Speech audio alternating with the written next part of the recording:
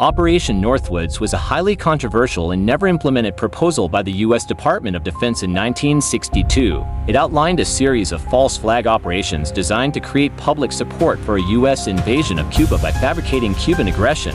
The plan, drafted by the Joint Chiefs of Staff, was submitted to Secretary of Defense Robert McNamara but was ultimately rejected by President John F. Kennedy. The documents outlining Operation Northwoods, declassified and released in the early 2000s, detailed a range of disturbing scenarios.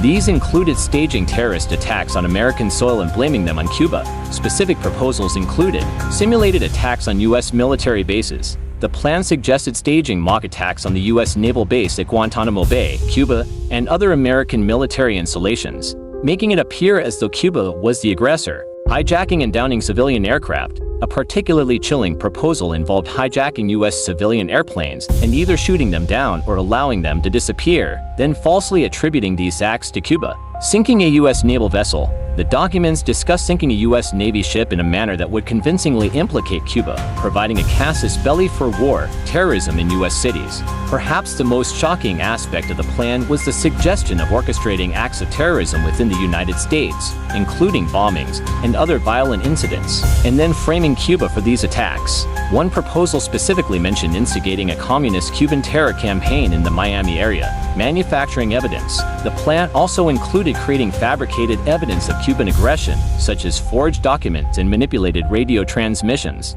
The motivation behind Operation Northwoods stemmed from the Cold War context and the strong desire within certain segments of the U.S. government to remove the communist regime of Fidel Castro from power in Cuba. The plan's authors believed that a manufactured pretext, even one involving the deaths of American citizens, would be necessary to garner sufficient public and international support for a military invasion. While the plan was never put into action, its existence raises serious questions about the lengths to which some officials were willing to go in pursuit of their political objectives. President Kennedy's rejection of the plan is believed to be one of the reasons he clashed with the Joint Chiefs of Staff, and some historians suggest this disagreement may have played a role in later events. The revelation of Operation Northwoods caused considerable controversy and remains a disturbing example of the potential for government overreach and the dangers of false flag operations.